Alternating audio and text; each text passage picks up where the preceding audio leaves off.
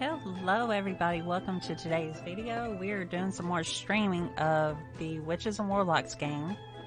I'm hoping everything goes well today. I'm hoping everybody is doing well too.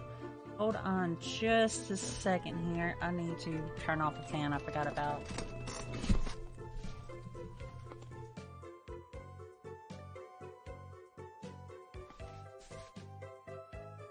Okay, there we go. Sorry about that, you guys. Let's see what we got going on here today. I remember I probably need to do more work to make more money. So today I went to work. Nothing special happened and I earned a good bit of pocket money.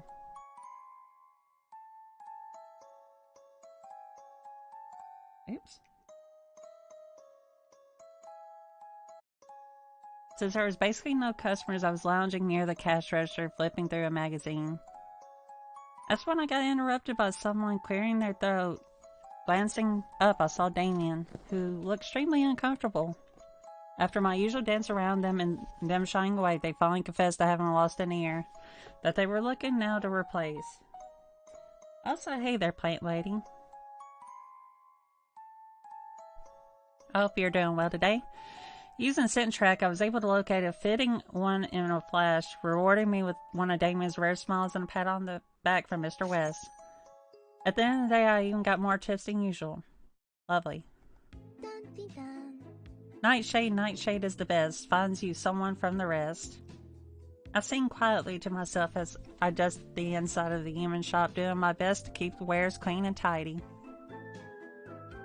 Which, come to think of it, was kind of necessary. It was starting to get gross in here, especially the drapery.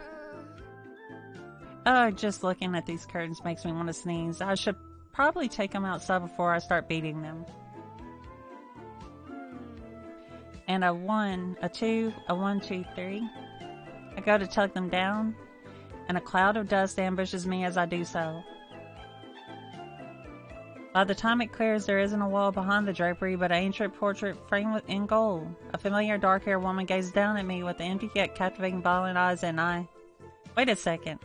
Carmilla? Yes. I don't hear her approach, so when I whip my head around to see her standing beside me, I jump out of my skin a little. This is you, right?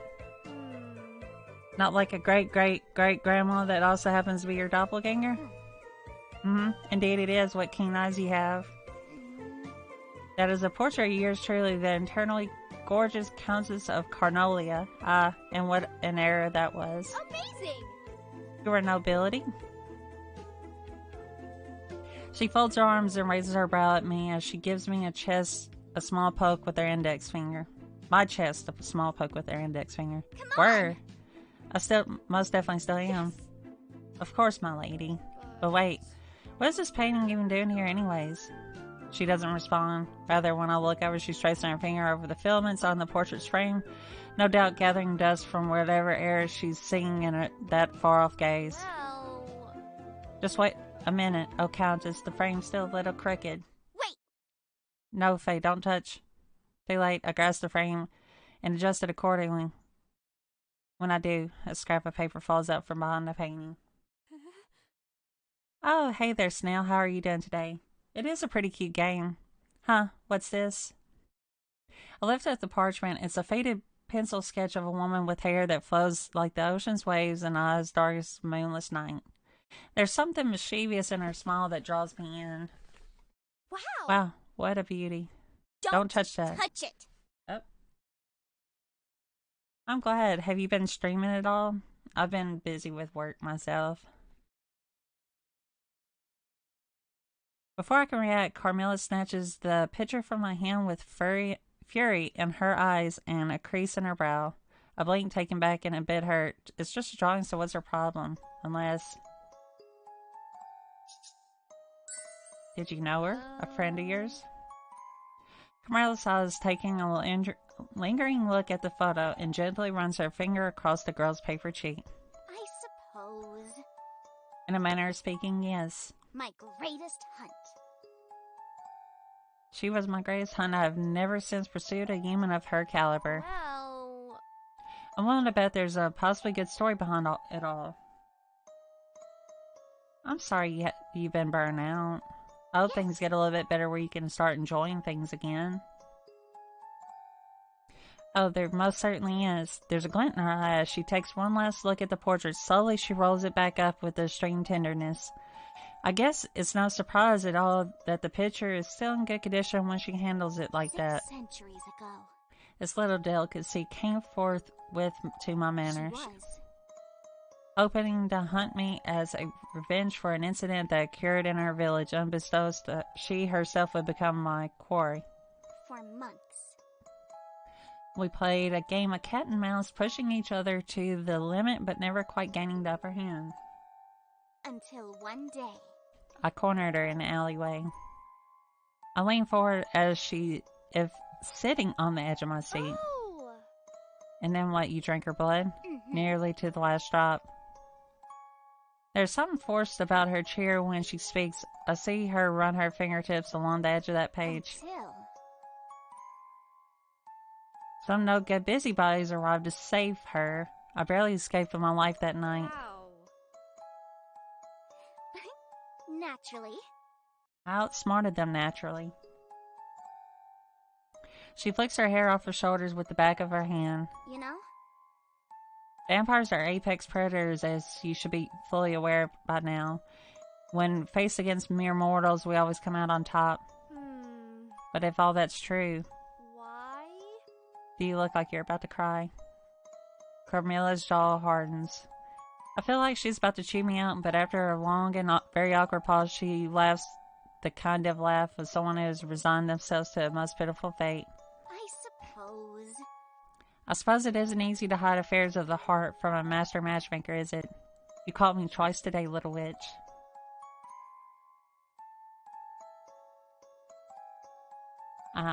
That's understandable. I get like that occasionally, especially if it's been like a long work week. I just try to make sure it doesn't make it feel like a chore or anything. That's the important thing. You know, something where you still enjoy it. I open my mouth to reply, but the pained look on her face brings me to a halt, and an unknown sensation starts to build up within my chest. With a sigh, she tucks the roll of paper back behind the portrait. My dear. There are some plots that are not worth digging into. Her piece spoken, Carmilla returns doing the inventory, leaving me alone with my thoughts. I guess there's no helping her right now, no matter how much I want to be there for her. I don't even know how many days I have left in this game. I need about all the potions.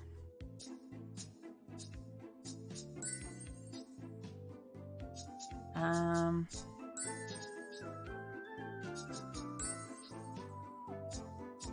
think I'm broke.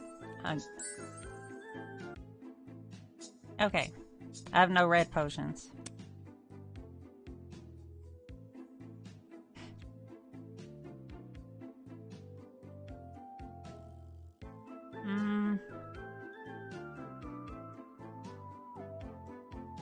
I want her as my assistant. Nice. Dun, dun, dun.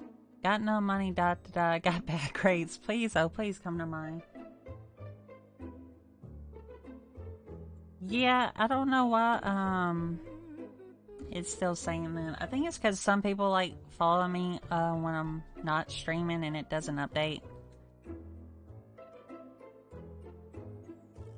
I sweep around the corner just to catch Damien still sitting near the stairs. What are they up to today? Phew, almost finished. Just one more. Around the knee. Damien! Open my palms like a baseball catcher, half expecting one of their eyes to pop out in surprise. Thankfully, everything stays put this time. Please don't.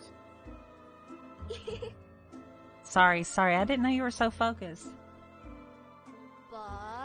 I'm not sure if I can update it or not, to be honest. I'll look into it, but from my understanding, it automatically keeps up count with it. But, what were you doing? I thought I heard a voop. To imitate the sound, I zip out my arms in a long, exaggerated stance. Oh! That was. Damien moves aside to reveal a disembodied human leg, a needle, A thread is moving on its own to stitch up a cut just below the... I'm pretty sure that's not a leg, but okay. Wait, hold on. Moving on its own? Wow! You never told me you could do magic. Oh. Oh, that's... It's just an enchantment that my maker taught me. It's nothing special. Well... Hey, it's still more than I can do. It's a magic spell. It's nothing special, just a stitch spell. I could teach you... I mean, if you want, that is. Thank you! Really? Yes, thank you, Damien. But, if this was from someone who's causing you problems, you know you can talk to me, right? Huh? Problems? I guess you're at the detached leg, which is obviously not in greatest shape. Like... If someone did this to you, they'll definitely be hearing from me. It's not like that. Some of the parts I get from Mr. West at the human shop are just a bit, bargain quality, you see. Trying to find a way to convey their meaning without saying a single bad word about Mr. West. Oh, you mean... So you mean they're all a bit worn and banged up as this guy? Yes. Natural source can imply a lot of things. Anyway. Just watch this. Damien recollects the needle from the leg and threads it. They remove a small pink valve from their rib cage and dip the end of the liquid in the thread in liquid, murmuring an incantation. I think I've heard this somewhere. I was in class once before I fell asleep. Almost instantly, the needle leaps up from Damien's fingertips and begins working on stitching shut a cut above his knee. Shut a cut. Oh. Stitching shut a cut above his knee. I should be able to figure that out. Love, Damien, that's amazing. Let me try. Sure. I bought some hands that need some stitching. There's an extra vial of ichor in the bag. You can swoop over to said bag. Try on those. I'm glad you're so enthusiastic. After all... You're an awesome teacher. They look a bit flustered by my last remark. Watch closely, please. I'll try to teach you how to cast Stitch. Stitch! Damien! The fingers suddenly start moving and the hand springs up at me. Be careful. Without a word, Damien, my sweet, shy little Damien, charges forward like my valiant knight. They smack down that nasty palm as if it were an insect with a rolled up newspaper from the table nearby and the hand collapses. Are you alright? You have to be careful with that annotation of animation spells or you may end up raising something. Noted. But... I'll be extra super careful from now on, but I jump up at Damien and pull them into a... Wow! That was really cool, Damien, the way you went flying in with your magic newspaper. Thank you! Thank you for saving me. You're welcome. But that wasn't much, really. My maker, he just do that whenever my spells got out of control, so... What's wrong? It's nothing. But I think that concludes our lesson for the day. I think it concluded when the hand died back there. Damien tenses up at the word die. I'm kind of curious, but my people skills tell me they aren't ready to talk about it, so I bite my tongue and push back my usual nightshade ways for now. Anyway. Thank you for the lesson, Damien. Damien doesn't seem to hear me like likely lost in thought, so in an effort to give my dear friend some space, I see myself out. Maybe another time then? Okay. We have a lot more potions, so let's learn some spells.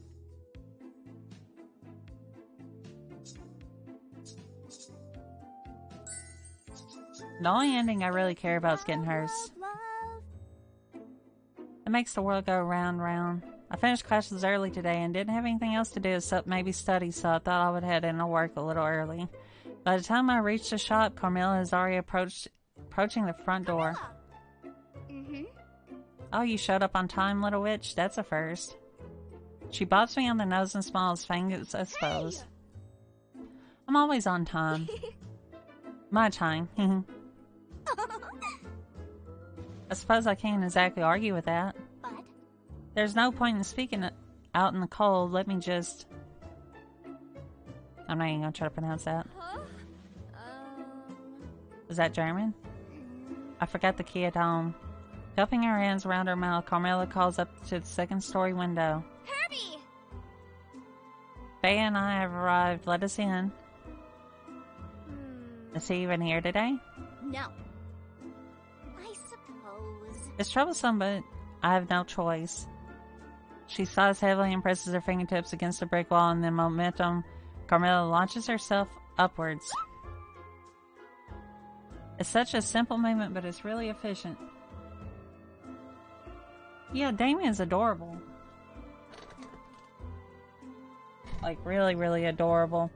I really like Carmilla myself, and that's the one I'm mainly trying to go for, but I think you can get multiple endings.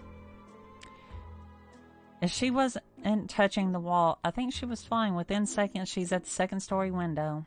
But this game is free on PC, but I think to get the Damien route, you have to pay like $5 or something, because this is the free version. I'm not 100% sure. Position against the windowsill, she taps against it and then unlocks the windows and heads in. After a few minutes, the door swings open. Nothing I cannot handle with ease, though. It's certainly been a while since I last exerted myself. I gaze in awe at Spider Carmilla. Wow! I can't even. What was that? You just grab the wall and then zoom. I gesture wildly, motioning my hands like a rocket ship taking off. Carmilla chuckles. Ah, that old trick, I'm rather fond of it. I learned it a while back in, the 14th century, or perhaps it was the 15th. Carmilla presses a finger to her lips in thought, and then quickly waves the issue away. At any rate. Nevertheless, it is quite easy. You simply channel your magic through your fingertips and use crawl. In fact, I may be so inclined to show you how. Please? Spider Carmilla, only someone as talented as you could teach me the spell. I looked at her with big round eyes, begging eyes, and a pout for good measure. Oh, alright. I'll teach you how to cast crawl. She takes my fingers in her dainty hands, positioning them against the wall. Carmilla then instructs me in the method of blasting off, like Team Rocket. Or at least she tries to. Crawl. Wonderful. Great, now go. I'm not sure I can, Carmilla. My fingers there. They're kind of sort of stuck to the wall. Come on. Well... It's more like I'm hanging here, but... Don't you worry. You're not gonna let a little clinginess stand in your way, are you? Now... Don't get disencouraged. It's only your first try. Keep going. Carmilla, I really think I'm stuck. Like stuck. Dear. Perhaps you're pulling too hard? Wait. Think of it like a magnet. You need to... Oh no.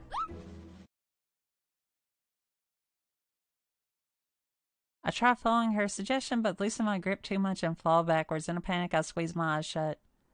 Is this the end for Faye Nightshade? Am I done for? But there are so many couples I haven't matched yet, and so many sweets I haven't tried, and Huh? I'm fine. But it doesn't feel like I'm on the ground. I see it, look up, and I see a pair of own eyes. Is Carmilla carrying me? Wonderful. Excellent, I was just in time. But that smile, don't tell me you plan to do that so you just end up in my embrace. No. Of course not, I'm just relieved. Is that so? What a troublesome little witch. Now... I think that is enough practice for now. We still have to set up the shop. Right. I gotta admit, this is definitely useful. I can't count how many times I've forgotten my keys at home. I just need to master it like I've mastered matchmaking.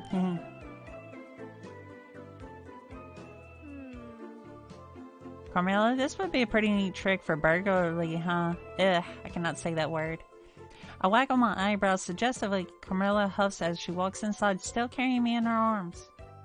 I don't. Oh, what are you implying? I would never steal. You seem to be stealing me right now.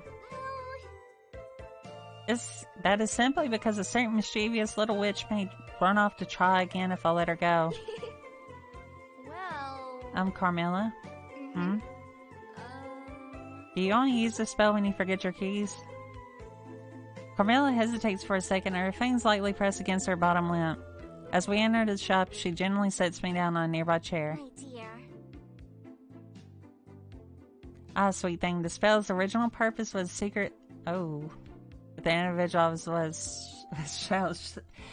shall we say, very fond of. I'm just going to skip most of that.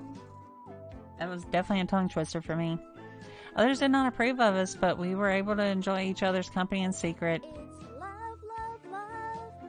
Oh, a secret rendezvous with just the two of you? How romantic. I suppose.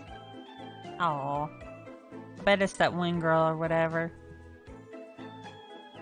Carmilla's smile is touched by a hint of melancholy. I cannot pronounce that word either. Gosh, there's a lot of words I cannot pronounce. When she turns away to start working, but if she's distracted, no, bad Faye.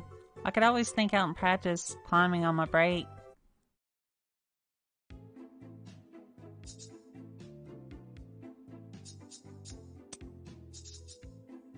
We're gonna learn fly.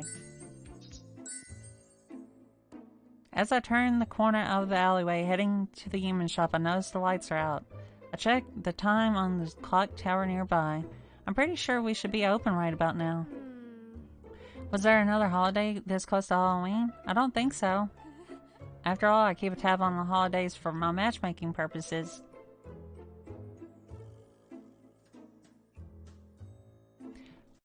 I approach the door and cautiously take a hold of the handle and pull. It swings open easily, and the little bell echoes through the empty space. Inside, there's a store is pitch black. Even the street lamps outside can barely illuminate more than a few inches indoors, as if something's trying to stop them from doing so. Magic? I feel my heart thump heavily inside my chest as I step inside the store. Carmilla, are you there? My voice comes out as a tiny, frightened squeak. I clear my throat and reach out for a candle or any sort of light, really only to knock one of the displays over instead. It sounded like the pickled eyeballs, too, by the squelch. I definitely don't look forward to cleaning that up later. Hello? Carmilla? Mr. West? Suddenly a sharp breeze nearly knocks my hat off. I gasp, instinctively crouching down and covering my head. When I look up, I see a small silhouette balancing on the second floor, candle in hand. I can never pronounce half these words. Well, what do we have here? Who are you? Oh gosh. You enter the domain of Countess Carmilla Immortal, being of the night, ruler of the creatures of darkness, mistress to time itself. Carmilla, it's you. Carmilla swoops down from the second floor, her cape billowing like a dark cloud around her. I yelp as she lands in front of me with the agility of a cat. Her footsteps are silently against the floorboards. The candle suddenly lights up all at once, banishing the eerie darkness. Carmilla stands above me, her shoulders trembling with laughter. You are surprisingly easy to spook, my dear, an odd trait for a witch. Hey! That wasn't fun. I nearly had a heart attack. No, 3 heart attacks. I clutch my chest for emphasis and press against my forehead with the back of my hand as though I were seconds away from passing out. The previously nosy thuds of my heart against my ribcage began to die down. Oh, dear me. Well, rest assured, little witch, I would take responsibility if you were feeling faint. How did you even do that, jumping from so high? I mean, is there some kind of wire attached to your back? I spin Carmilla around, searching, but finding nothing. She crosses her arm and gently shoos me away. Not at all. Vampires can fly. We are all powerful apex predators for a reason. So you could have just gotten the skeleton by yourself the other day without me falling off the ladder? That face right there tells it all, guys. Not Well, quite. I suppose. fly is, I suppose, a stretch despite being the name of the spell. We can only glide and swoop down from high places. Soaring high up is nigh impossible. It is not quite like a witch upon their broomstick. Before I can even ask, Carmilla smirks at me. But flight is certainly an appropriately witchy skill, is it not? Would you like to learn how to do it? Duh. Of course. But what kind of things can the spell be used for? There always seems to be something. Aesthetic. Come again? You can't expect every spell to have some kind of ingrained use or higher purpose, you know. My dear. Some of these things are just for entertainment. It simply looks positively captivating when you swoop down upon your audience. I suppose. But I suppose a clutch such as yourself could utilize it to curb your falling habit as well. Oh! I guess I can't argue with that. So will you teach me, O being of the night, rule of the creatures of darkness, mistress to time? She blushes as I recite her earlier lines and flails her arms dismissively at me. I'll teach you. Alrighty. Follow me, I'll teach you how to cast fly. Got another spell. Or so she said. She leads me to the balustrade, explained the process of casting the spell and even demonstrated it a few times, but... Carmilla, I'm not so sure about this. Come on! You're never gonna learn if you just keep watching me. Do you fear heights, my dear? Oh, sweet thing. And you're absolutely certain you still want to do this? I nod in response. Carmilla sighs and climbs up on the thing beside me and then takes my hand. Very well, if even the great Fey Nightshade is daunted by this task, we shall do it together. Okay, on 3 then. Oh, alright. That's the spirit, love, alright. 1, 2, 3. Fly! Fly. I squeeze my eyes shut and together we leap from the thing. Hands intertwined, Carmilla and I glide down to the first floor of the shop. Eventually we manage to make a silent landing near the front door. I gape at her, amazed, with my heart hammering against my chest. Carmilla returns my look with her smug smile. Wow! That wasn't so bad, was it? Amazing! Right. I feel like as long as you're here, I can really do anything. Oh my. What a charmer you are. Now... The only thing we should be doing for now is preparing for customers. We're never as busy this close to Halloween, so I may have taken a few liberties earlier with the schedule. Leave it to me. Mr. West told me to go to the storage room and get a rather specific item for a customer. He gave me very clear instructions about how to navigate the expensive catacomb-like area, but how am I supposed to remember all that? When I found the item I was supposed to get, I caught a glimpse of a pretty dagger with a few shelves over and quickly went to inspect it. As expected, I found myself utterly lost afterwards. Oh, so I didn't have the necessary spell for this. After stumbling back through the storage room for what I finally made it back outside, only to find Mr. West glaring at me from the top of the stairs. Apparently he was about to go searching for me because the customer had left, deciding the item wasn't worth the wait anymore. Since I cost him quite a bit of money, Mr. West decided to take it on my pay. I still got 5 coins though.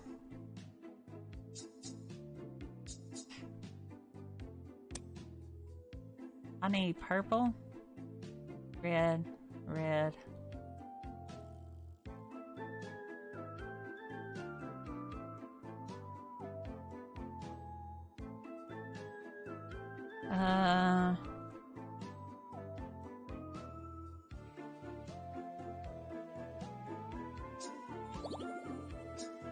Nice.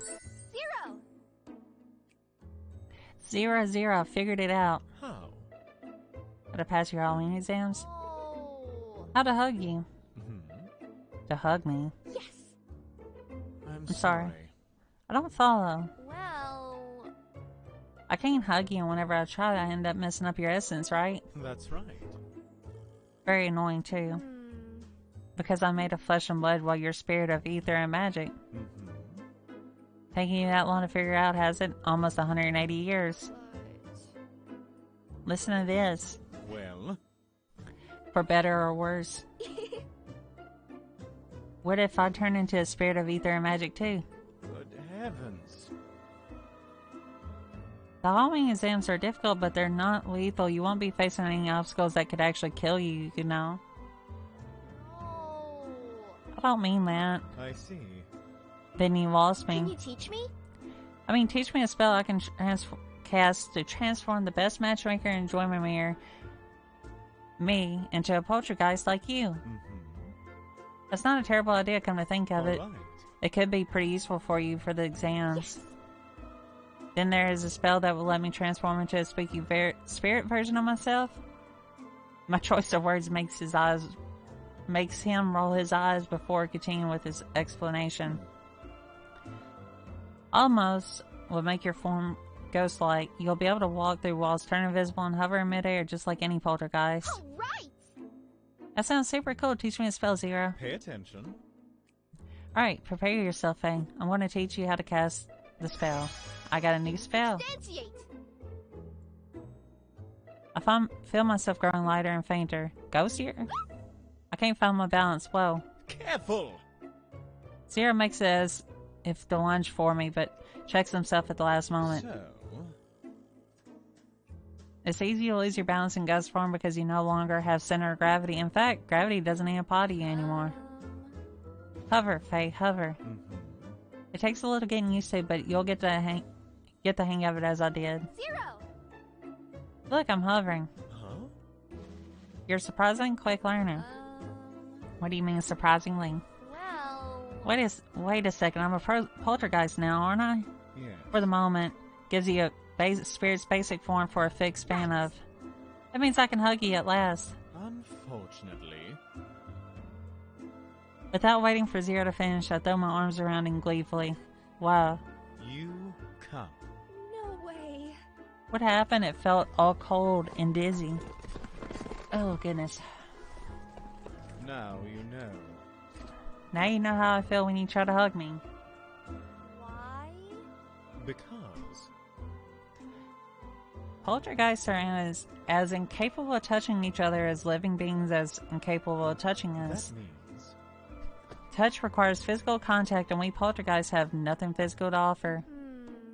Oh, now. Don't look so crestfallen. Here, come with me. Zero starts drifting upwards. His head touches the roof, and then disappears right through. 0. Come with me. Drawing in a deep breath, I concentrate on floating upward. Wow. I'm floating. Mm-hmm. Almost. It's easier to pass through barriers for the first time if you close your eyes. Passing through the roof felt weird, like something went into and out of me that was there and not there at the same time. When I open my eyes again, the starry night spreads endlessly above, illuminated by a bright crescent moon. Amazing. In the past. I love to sit on rooftops and watch the night go by for a long, long time ago. Now I can get on rooftops much more easily, but floating is not sitting, and sometimes I... 0. Hmm? Do you miss? What? Well. You know, having a physical body?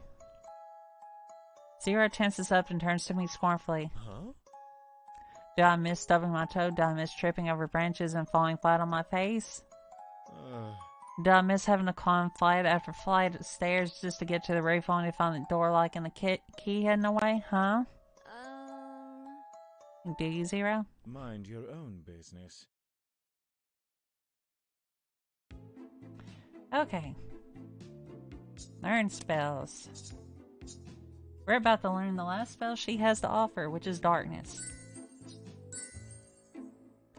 I have a new da-dee-da routine. On each day I work, I meet Carmilla at the door. It's grown into a habit for us to meet outside before our shift and go in together.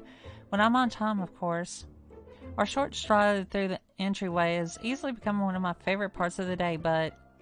Evil, evil, there's a wicked beast in our town. Eek. I jump back, spooked by the sudden noise. A screaming figure lingers in the front of the shop, shouting his lungs out. A pretender among pretenders. We must burn her, stake her, before she slays any more innocents. Sir, are you okay? Be warned, young one. You are gallivanting with death herself. I already sense her taint upon you. Begone, thaw, vampire. In hindsight, I should probably know better than to talk to strangers. But there's something familiar about this particular weirdo, and he's blocking the door. Now he's advancing towards me with a crossbow barely concealed under his cloak. Come on. Please don't murder me. I hadn't even had my 1 millionth match yet. There is no sanctum for people like you. Do not hide from my cleansing judgment. I stumble back, but a few steps when I realize that isn't me he's looking at, but Carmilla? Embarrassing. Here I thought I was the demon, like when you think someone's waving at you and... Hold on, wait, he's after Carmilla. Help, I should call for help, I should. Eek, his hand's on the trigger, he's gonna make ghastly kebabs of us. Sir, please, can we talk about him? But just as he shoots, Carmilla yanks me back. I'm about to scream, but I feel a finger over my lips and a warm breath near my ear. Don't. Say nothing. I nod, watching the wasted shot roll along the ground. My savior. And death herself waves a hand, and a thick patch of darkness soars forth and hides us within. I intently listen to how the man's heavy footsteps echo through the alleyway near and far. You can run, demons, but never escape. Time will not forget the dishonor you dealt me and mine, and I will scur the earth just to see justice done. We wait until his footsteps fade off into the distance. Carmilla drops the veil of darkness and walks into the store without a word. I stumble in after, struggling to grasp what I just witnessed. Well... Carmilla? No. I don't want to talk about it. Hey! I do, you almost died, and he was like straight up hunting you. Who was that guy? Carmilla sighs again, but this time she doesn't brush me off. He is the Baron, or the Mad Baron as he's better known. We had some, as you would call it, history together. He was yelling a lot of mean stuff. Yes. Well, it's his ancestors' fault. Now... A long time ago, the Mad Baron's ancestors struck a deal with me. Anyway... It was simple. I never harm his direct descendants, no matter how annoying they are. In exchange, his family would cover up any accidents that might occur. She clicks her tongue in annoyance and shakes her head. If I had known how frustrating they would be to deal with, however, I would have never made that deal. Accidents. Yes. I was young once and wasn't always as careful with blood as I am now. And the Baron's family, well, if I did not take them, surely pestilence or failed harvest would have. She looks away, mumbling in bitterness. Was that a tisk I heard? He's mostly upset because his house is falling. Being terrible at your job can do that to you. But, you know. I mean, how is it my fault that his ancestors didn't do their cleanings properly? Even though Carmilla is pouting, I can sense a bit of guilt. Do you think he'll come back? Yes. Unfortunately for me, he is as stubborn as he is cynic. I have no idea. I don't know exactly how he figured out that I work here, but now he knows we're affiliated. And so... In fact, he may even try interrogating you. What a bother. Really? Yes. He's not evil per se, so he should be pretty harmless to anyone that isn't mean. Well... Of course, he's still, well, you know, like that. I'm sorry. Goodness, I am incredibly sorry for getting you mixed up in all this, Faye. Well... It's okay. Now that I know he's not really as scary as he was earlier. Oh. I have an idea to make it up to you. I'll go over the darkness spell I used earlier with you. It allows you to cloak yourself in the shadow. You may even evade him like that. Yes. I'm ready to stop, drop, and roll into the void away from that creep any day. I give her 2 thumbs up of approval and she smiles at my antics. I'll teach you. Alright then, I'll teach you how to cast darkness. Carmilla shows me the method. I thought she was just waving her hand, but the movement is really particular when preparing the spell. I feel kind of like a ninja or even spookier of mine. All right. Oh, Carmilla, watch. Darkness. I practice forming the small veils of darkness around the shop, each one growing a little larger the more I concentrate on it. It's small, but it'll do the job. Well done, darling. Yes. I'll get better. After all. I need to repel that guy in case he ever comes back for you, right? The chances of that are quite low. But... You see, the neighborhood watch is quite exemplary at keeping his sword out. He does manage to slip by once in a blue moon, however, but Well... he won't get the best of me. Of that, I have no doubt.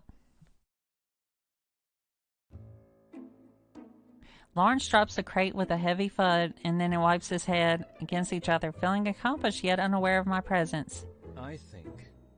I think that's all the deliveries for today. Maybe now I can finally nap. Lori. Lawrence turns stiffly to face me, his ears flattened against his hair. Again. I told you 1,000 times my name is I remember. Lawrence, right? I watch as his ears perk back up again. They look so soft and so fuzzy. So ugh. But how do you expect me to call you by your name if you don't use mine? I guess you have a point. His ears twitch a little bit and droop as he looks away. Is that a pout he's hiding behind his mask? That's it. I can't hold myself back any longer. I'm so sorry. Sorry.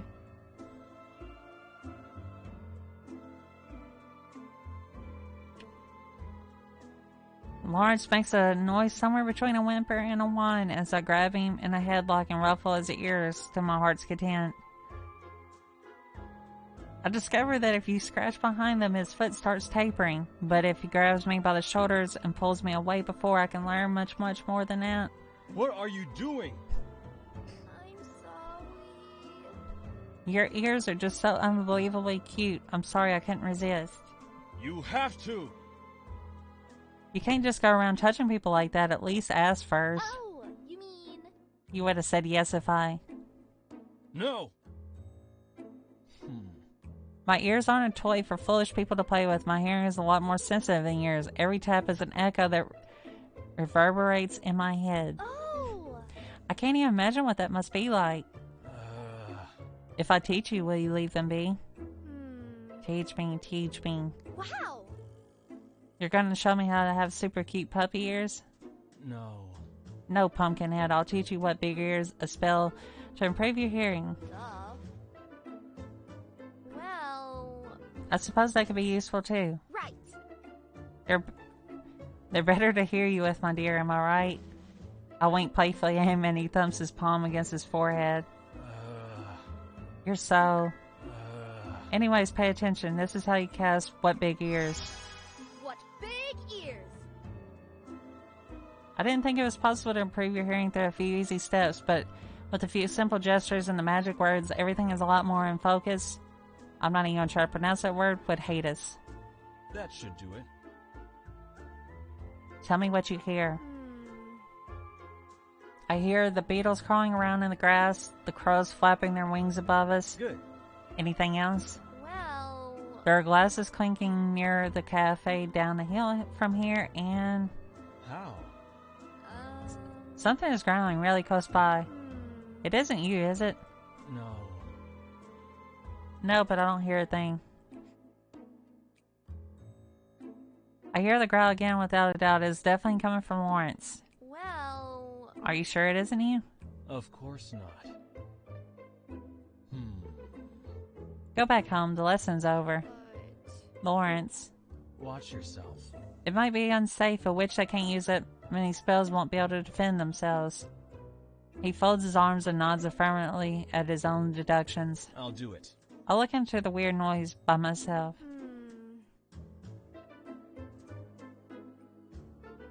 Lawrence turns to leave. I hear the growling again as he dashes off into the woods. That's when I suddenly realized that was his stomach, wasn't it? Or Lawrence is hungry. Hey, Lawrence, wait, it's okay. Maybe I'll bring a box of treats or a dog bone next time. We need to make more potions.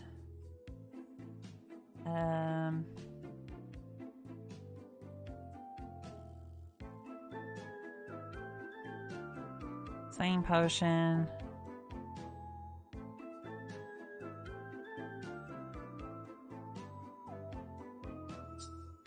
I think... Actually...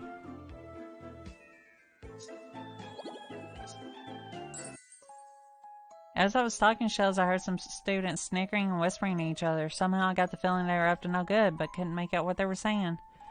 After improving my hearing, I realized that they were planning to drop a darkness bomb so they could rob us blind. Literally. I had them leave before they could do any harm. When I told Mr. West about the almost incident, he rewarded me for my trouble. I got 15 extra coins. I think that I've worked more in the shop than I've studied for my exams this year. Not that I blame them for wanting me around, I am kind of wonderful. So at least if I'm a failure as a witch, I could probably stay here for the rest of my days, especially with the best saleswoman as she's been distracted as she's been lately. Carmilla, I don't think the display for our 2-for-1 deal on hand is going to crawl off anytime soon. You can maybe stop securing it. Carmilla's shoulders shoot up as she stares at her hands for a long moment. When it sinks in, however, she takes a step back. Her cheeks are surprisingly pink. I suppose they are no longer alive, huh? This is easily the saddest and least subtle thing I've ever watched. Something's up. And the recently appointed best detective in Joymer High is on the case. Also, hey there, viewer. I hope you're doing well today. Are you okay, Carmilla? You seem pretty un-Carmilla-y today. Perish the thought. I'm perfectly fine, my sweet. Now...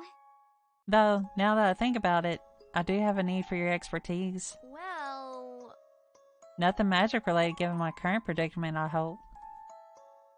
No. No, darling. Love. What is it, well, in your view? Uh-oh. I feel my own eyes widen in excitement and a million answers battle it out in my mind to see which can get out first. Where do I even begin with how great love is? I put both my hands on my chest and close my eyes wistfully. Right. Love is the best feeling in the world. No, the whole universe. It leaves you feeling like you can walk on the sun or fly to the moon or the most painful thing imaginable.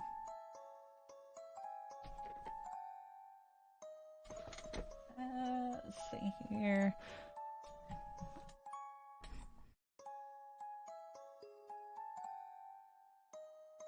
My eyes pop open. Well... Love can be that too. But I notice the way the crease in Carmilla's brow deepens. It's the same as the day she snatched the old sketch from my hands. Should I? Yeah, I think I will. Are you thinking about the girl from the picture? Carmilla hesitates, then gives a reluctant nod. Tonight is the anniversary when she first darkened my doorstep. Carmilla gently touches one of the hands on the display, a sorrowful expression on her face. She looks past me, past everything in the shop, and I wonder what memory is resurfacing inside her. I lean on the counter, suddenly feeling that heavy sensation on my chest. It's one thing to see your matches work out and love blossom, but it's a whole other thing to experience to witness heartbreak. Will you tell me about her? At first, I don't think she'll answer, but then Carmilla takes a deep, shuddering breath. She was only supposed to be my prey, at first.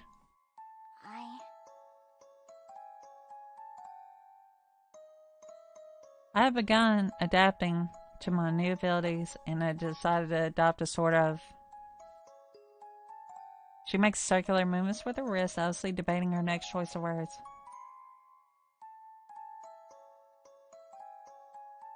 Yes. Catch and release policy. I would only drink as much blood as I needed to live, and then I would release my victims back into the night without further harm. Huh? And you didn't get caught? You dummy. I wouldn't be here if I had now, would I, silly witch? I suppose.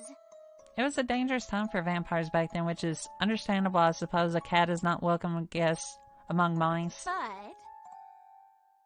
But my dear little mouse was nothing like the rest.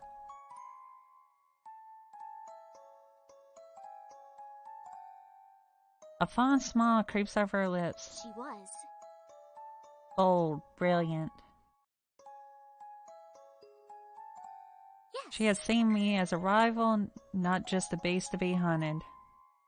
Now, Even when I did lose to her, there was always an opening to escape, so I left her one in turn. Our little game was like a dance that spanned many a year. but Then, one day, I overstepped. What did you do? I tried to force her to drink my blood. You what? Horror to me, I know. you know, As I once said, drinking a vampire's blood will turn any mortal into one of the living dead if the circumstances are right. Carmilla. Sudden traces of horror mixed with disgust are written all over her face. But rather than our usual games, she cried out for help. She was. She was terrified of me. She wouldn't even look at me. I managed to escape just moments before the mob barreled down upon us.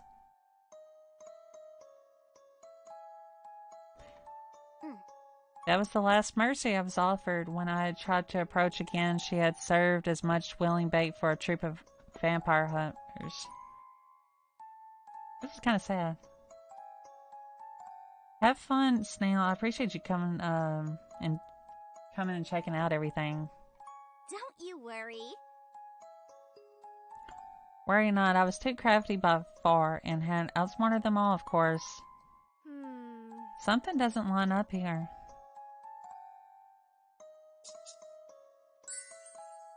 Why? If you knew she didn't want to drink your blood, why did you try to force her?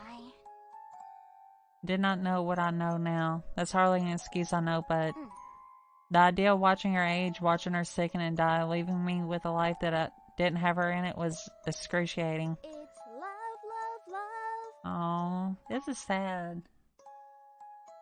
I thought that maybe we could dance, or dance forever. Carmilla sighs. I wanted someone to stay by my side so we could be in love for all eternity.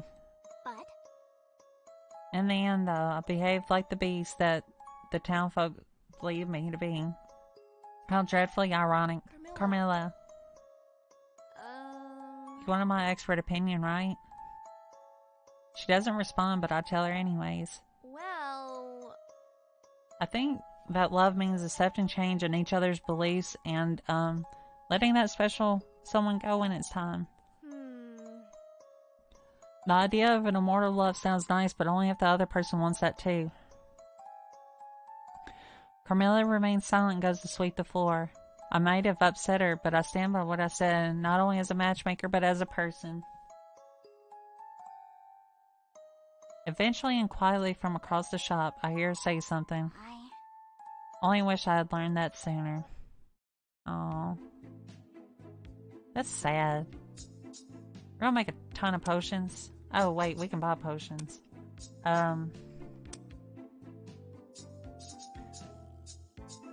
I need pink potions. I want to buy 3.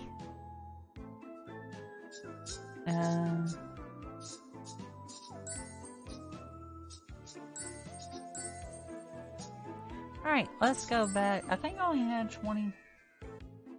Yeah, I only had 20.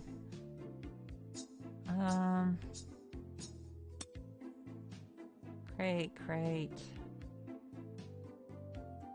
If you brew 3 of the same potion, he will give you 2 additionals. Alright, 0. come again. Thanks, doll. Come and see us again soon. The instant the last 2 customers leave, Carmilla hums cheerily to herself and locks the front door for lunch. I'm about to take the first bite of my burger when she turns to me with a sort of smug satisfaction. I'm parched. We worked hard this morning, did we not? I'm positively parched. I stare at her with my mouth open, a very appealing sight before clamping shut. Parched? Oh, you mean...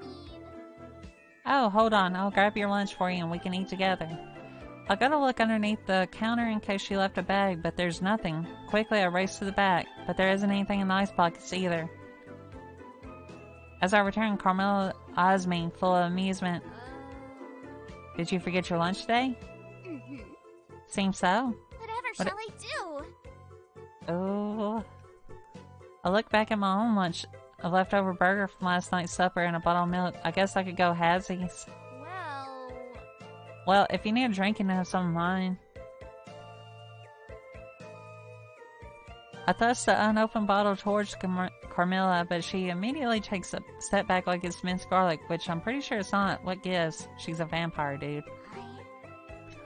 Oh, no thank you, dear. Milk is not quite to my taste. you know? It never really satisfies me, you know. She smiles gently and saunters over to me. When I look into her eyes, I see the same spark as when she looks at customers. It's chilling. I know what she's doing, but her voice is so hypnotic, it almost causes my heart to skip a beat. But My little witch, my darling little witch, you know, you do know what would satisfy a thirsty vampire, right? Blood? If it's bad enough that you want to withdraw me, I guess I could give you some of mine, but you owe me. right. And it better not hurt. Sweet Faye, you're always full of I surprises. feel a little embarrassed. Even when you knew what I was up to, oh goodness. She glances away and twirls her hair around her index finger. Well, We're friends and you're always helping me out, so I think it's the least I can do. my dear, You're so kind, not to mention 100% right. I promise. I swear to you that I shall only take the tiniest bit. Give me your hand, please. I do exactly as she asked. With one of her little satisfied hums, Carmilla kneels before me and takes a bit of my hand, then gently presses her lips to the back of my palm. I feel a pinch for just a moment, then nothing but a little dizziness. Carmilla lifts her head and licks her lips before removing a handkerchief from her sleeve, which she carefully wraps around my hand. Red berry with notes of chocolate and cream. You certainly like your sweets, don't you? You can tell that from my blood. I have experience. I have an experienced palate for such I things. suppose. If you're truly curious, I suppose I could give you a little pittance of my own. Of course. Few things upon this earth are as quite as energized as fresh blood when you have acquired the taste of such, of course. She does look like she's had a lot to get up and go, but drinking blood?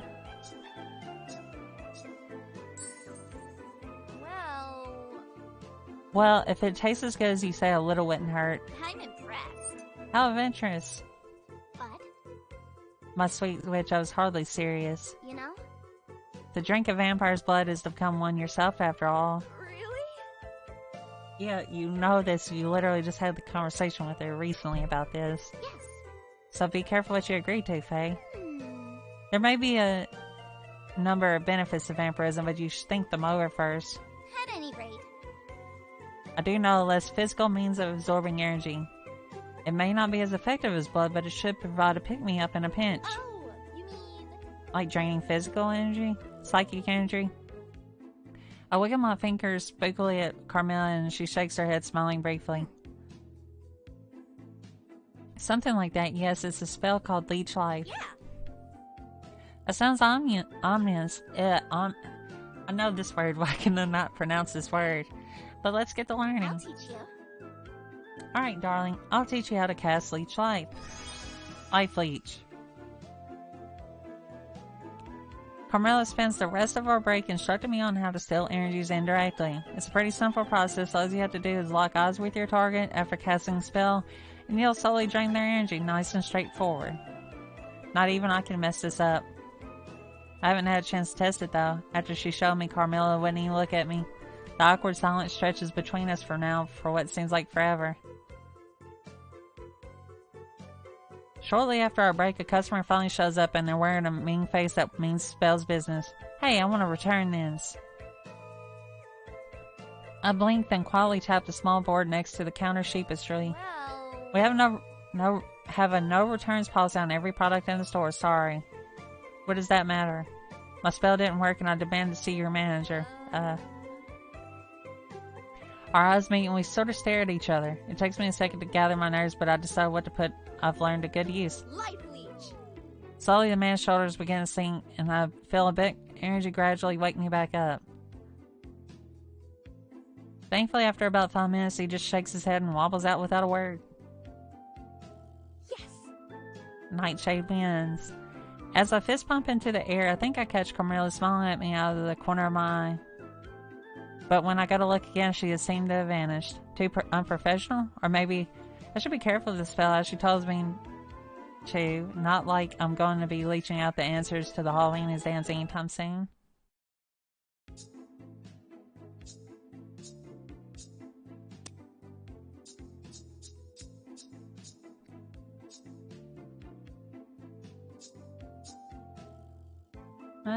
Let's see.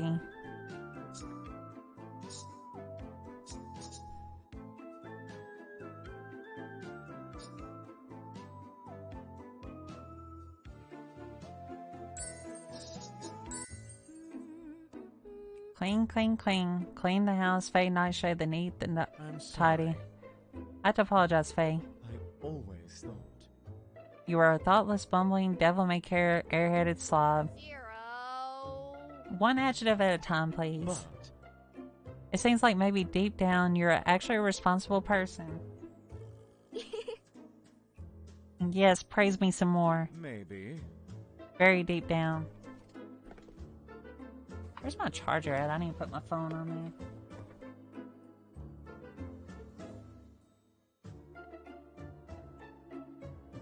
Carefully, I climbed the ladder, a pail of cleaning equipment in my hand. Oh, How was Damien injured so badly? They said that they were trying to clean the top shelf of this cupboard, but while on the ladder, one of their joints gave out suddenly. ouch. Yeah, that does sound painful. Hmm. Yes. Also, what's kind of interesting is he sounds kind of like the English actor for the guy from Black Butler, Sebastian. Or at least to me, he does. Aside, it's rare for that to happen to Damien. They're not even a klutz, so I'm pretty worried. Oh, now. Don't worry. I'm sure Damien will come home in tip-top shape after their surgery at the human shop. Right. And then... I want to give Damon a big surprise when they get back and find this place all spick and span, not even a single crumb of newt to be found. Are you sure? I think that's very kind of you, only are you sure you'll be fine? What do you mean? May I remind you? You're barely keeping your balance on top of that rickety ladder while holding a mop in one hand and a pail of soap in another. Well, A series of tasks would challenge even a trained acrobat. Right. I am? Amazing! Amazingly talented, aren't I? don't. Don't accidentally trip and fall too, Faye. You're such a worrywart, Zero. I tiptoed on the upmost rung, straining to reach the corner of the cupboard shelf with my mop. The incomparable, the one and only. No accident could possibly happen to. Cockroach. Careful! I flinch away from the creepy crawly and simultaneously lose my balance. Ah. For one dizzying moment, I'm in free fall. An unseen force catches me midair. Huh? I'm floating.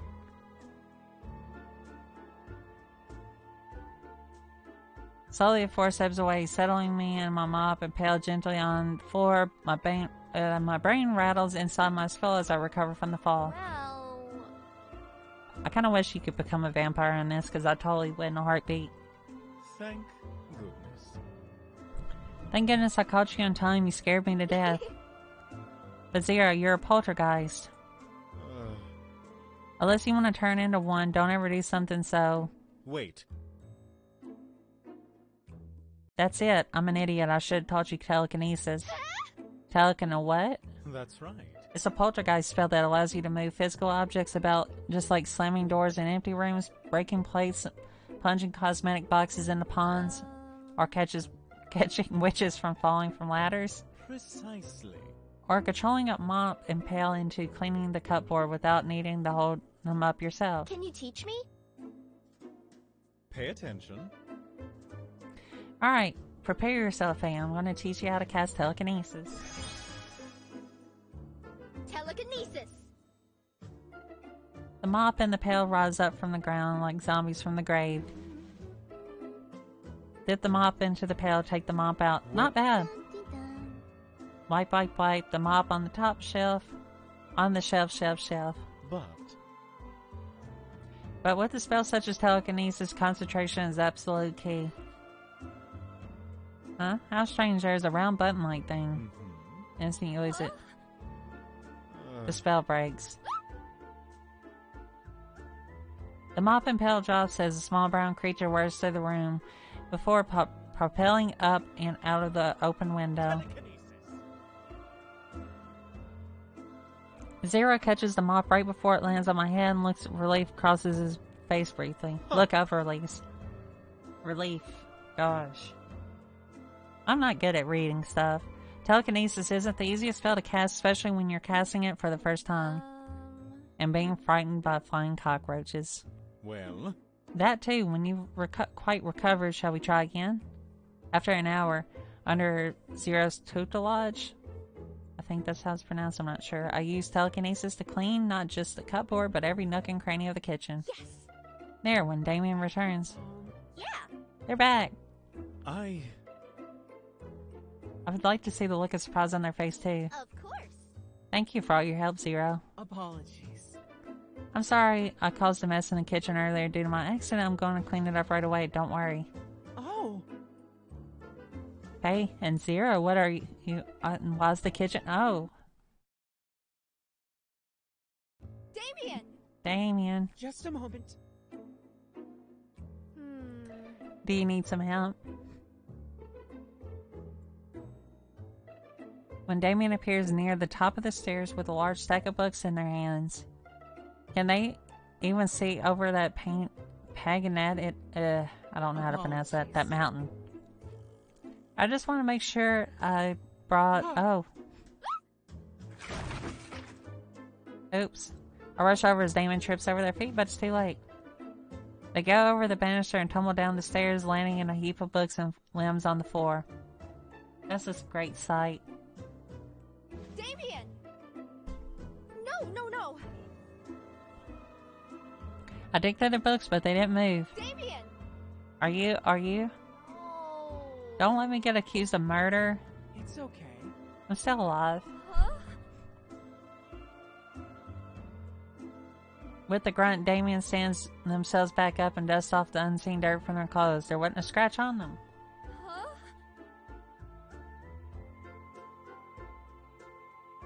I'm sorry. I didn't mean to make such a mess. Wait. I'll clean it. Are you alright?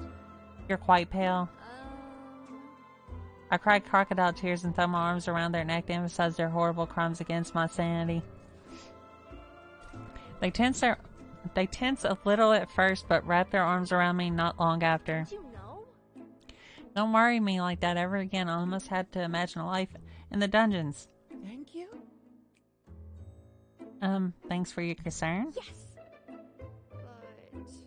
That looked like a really nasty fall. It's a miracle you're still standing right now. Oh. It's the magic spell indestructible. Indestructible? Yes. Yes, when I was created, my maker took measures to assure no harm would come to my person. Wow!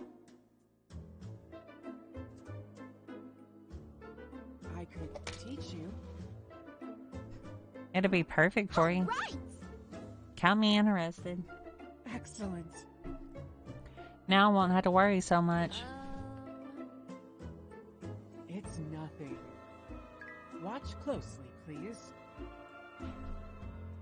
I'll try and teach you how to cast Indestructible.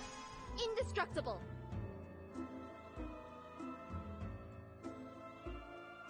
Of course, other than the sudden urge to perform immediate and daring fears to test my new capabilities, I grip both my fists and hold them in front of my chest in anticipation. Right! So, I'll take this stack of books to the top of the stairs and then throw myself down. Don't! I think absolutely not. What do you mean? That wasn't what the books were for? Of course not! Well... Those are books about magic theory if you really want to test it that badly. Here, hold on, I'll get you something. Don't do it. Don't you jump down those stairs, Faye. Yes! Yes, my liege, I oblige, my liege. Damien cast me down a doubtful glance before walking away. A few seconds later, they met They emerge with a wooden plank. Okay. Please recast the spell and try punching this as hard as you can. Impossible. It'd probably take some sort of martial artist to break this plank if I didn't have the power of magic and Damien on my side. All right. So I'd just use the sigil and Go. take this face heart-shattering comet punch. Crack. My fist goes through it like a hole puncher through a greeting card, and I don't feel a single sting. Damien looks satisfied. Excellent. The spell should make you invulnerable for about 5 minutes each time you cast it. Although, you don't have to name your attacks. Why? What do you mean? Naming them's the best part. The incomparable, the one and only. How else will people notice that? Yeah, what she said doing them. You should try it too. If you say so, maybe another day. For now, I have some books to clean up. Why did I try to bring so many? Oh. You don't have to trouble yourself. I know you hate cleaning. This is my home too, and after all, I owe you one for teaching me that spell and all. Thank you. As we work on it together, silence falls upon us and causes me to think. Why? Why would your maker want you to be indestructible anyways? You're not even a klutz. Oh. Well... Well, when I was created, my maker was not, not well liked in the neighborhoods we lived in. Humans used to throw things at us or try to chase us out. They managed to sometimes. No way. Those bullies. I roll up my imaginary sleeves to put on the most mean and serious face I can muster when I'm done with them. It's okay. A long time ago. Those humans have all died anyways. What? But that's the reason why my maker said we always needed to have thick skin to get through life. Like... So he made you the most impenetrable of all? Yes. But... As long as you're with me, even if you're not, I'll make sure to protect you. That's sweet. Thank you. That's very kind of you. Right. So I hope you can keep smiling without worries, Damien, my sweetest friend in the world. Oh, so adorable. They avert their eyes from my view and shyly slide their hands behind their back. It's nothing. I don't know how many more days I got. I guess we're gonna do, I need to get a few more potions. I think it said to keep, like, 3 of the same. Alright, Lawrence, you're gonna be my third start.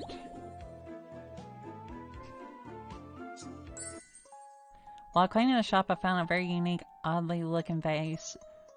But is there any other kind? Amazed by the intricate decorations, I took it all off the shelf for inspection, and at that moment, Carmilla appeared out of nowhere and spooked the hell out of me. As soon as I dropped the vase, the shop was shrouded in darkness, and then an evil spirit appeared. I must have the worst luck. Luckily, I was able to easily stitch the vase back together so the spirit returned to it without causing any trouble. Carmilla was pretty impressed by my quick wits and even sweet-talked Mr. Wesson to not deduct my pay for breaking the vase. But she should have done that to begin with since it was her fault that I broke it. Neat. 0. Yes. Well... I've been thinking I know very little about you, don't I? That's right. You know very little about everything, Faye. I think that's why you're in such imminent danger of flunking your exams and getting expelled from Dwemer High. Speaking of which... How far did you progress with tonight's study plans? You've been by my side the whole time. You probably know the answer to that question better than I do. Oh, yeah. In which case, I must warn you that unless you start studying seriously and stop wasting time asking insane questions, Right. That's just it. I fold my arms across my chest in the most exasperated expression I can muster. 0 isn't escaping this time. Huh? Like... Whenever I bring up the topic of your past, you try to deflect and change the subject. Do I? Yes! You do, 0. You're my oldest friend and I want to know more about you. But If you don't wish to tell me anything, all you have to do is say so and I'll stop because I respect your privacy. Mm-hmm. It isn't a matter of privacy. He lets out a defeated sigh. Actually, The reason I don't like to talk about my past is hardly that glamorous. I simply haven't much of a past to talk about. You've been a poltergeist for a long time, haven't you? yes. For much, much too long. My earliest memories. My earliest memories were of haunting the north part of the graveyard in, the name escapes me, It was. a quaint little English village. I remember. The vane of the church, steeple agleam in midday, and the low, sad chimes of the church telling the hour to those whom time no longer meant anything. His eyes are hazy like the night sky as he reminisces about the distant memories of his past. Oh! It sounds so peaceful there. He whips his head up towards me, my comment having broken him from his trance. No. Wait, send me a message. Peaceful, it was so unbearable boring that it drove me out of my mind. Eventually. One fine night I decided I couldn't stand it any longer, and left. Mm-hmm. I went here and there, haunting whatever took my fancy, lonely, wind-swept roads, crumbling, disused castles, and dark, quainting tarns. Were you fond of those days? Not a bit. In the past. I was light and free, and at a loss, so to speak. I drifted aimlessly wherever the wind blew. Mm-hmm. One evening I wound up here in Halloween Town. Actually. I didn't plan to stay longer than I did anywhere else, but for one reason after another I was able to get around to leaving. Eventually I just got used to the idea of leaving here. Is there anything you miss from when you were, from where you came from? I've forgotten. Oh. I once missed my family and friends in the slow, bitter nights when I was alone. Now I can't remember their names or their faces or what their laughter sounded like. I'm sorry. That's pretty sad. That's actually really sad. Don't worry. Don't be, a lot of water has fallen under those bridges, and a good thing at that. I gazed into Zero's eyes, which have become low and smoldering like embers about to die. Instinctively, I reach out to touch him, but check myself at the last moment. Zero observes this with a sad smile. What does that mean? What? What does what means? Well, The thing holding you is losing its grip. What does that mean? That means. It means my memory is weakening in my old age, which is pardonable since I've been in Halloween Town long before you were even born. But.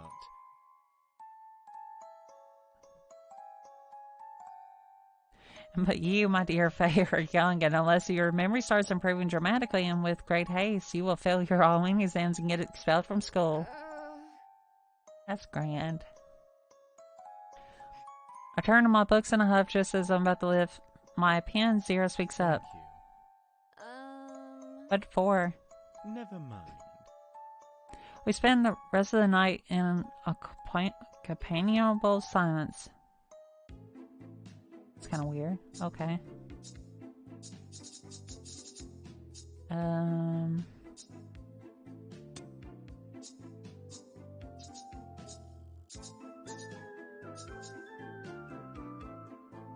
We're gonna learn how to do well. Zero. I've been thinking. Splendid. Well done. Well, oh my gosh, he roasted her. Will it become something you intend to do on a regular basis? Right. You've been around for Halloween Town for ages, haven't you? Yes. Well, You remember when we first met that night a century ago? I was a snotty little kid. Why? And when I suddenly saw you glaring and hovering right in front of me, I burst into tears. I wasn't glaring, and I clearly remember I apologized repeatedly. right. You did. I stopped crying because it looked like I was scaring you even more than you were scaring me. I admit it. Not the most glorious highlight of my career as a poltergeist, I will admit. A snickering escapes my lips. Well. Pretty glorious to look back on now, though. Anyway. You probably know all kinds of things about Halloween Town. Probably. Like... Such as generations of students who attended Joy Maria High. Yes. A school of long ago and distinguished history. And then... The graduation exams they had to take every Halloween. I see. Ah, yes, I see what you're after now. Can you teach me? Teach me a spell that will help me pass all the Halloween exams. Unfortunately, No such spell exists. that's how it is. Estella does a great job at changing the nature and layout of exams year by year, and the obstacles she sets up are unpredictable even to me. No way. Oh, woe is me. But, However, mm-hmm. one test I noticed she is particularly fond of is to devise a monster that will try to obstruct the student. Oh, scary. What is the monster's weakness? Let me think. It's difficult to say. On some years, the monster she used was weak to fire, on others, weak to ice. Maybe. Some could only be overcome by magic, others had to be stopped by physical objects. How depressingly unpredictable. In a great show of exploration, I throw my hands up in the air and knock back my head. No way. There's no shortcut to passing, huh? Actually, Come to think of it, none of them are vulnerable to noise. I perk back up. yes.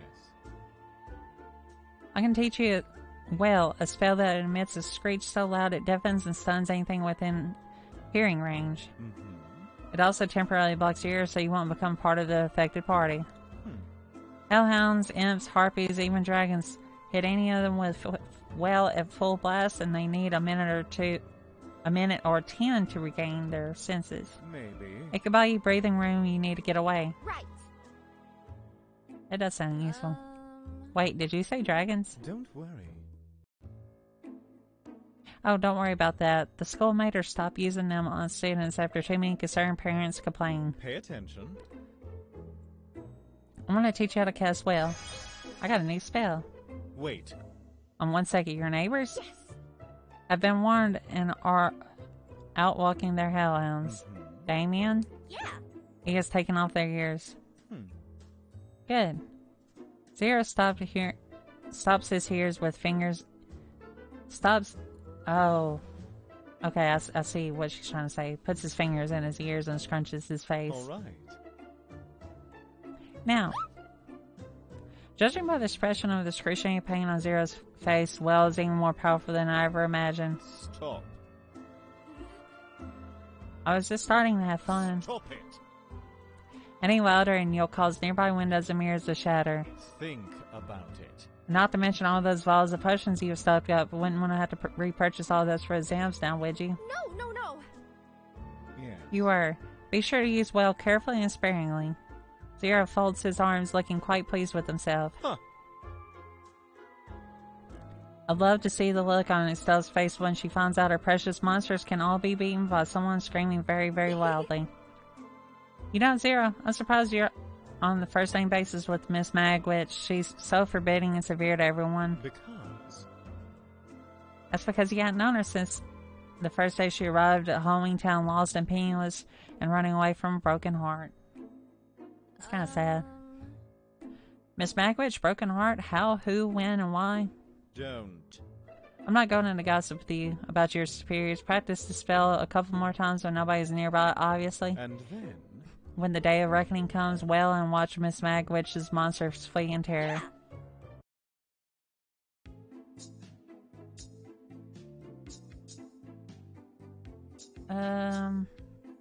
We need to make some more potions. We need blue, and purple.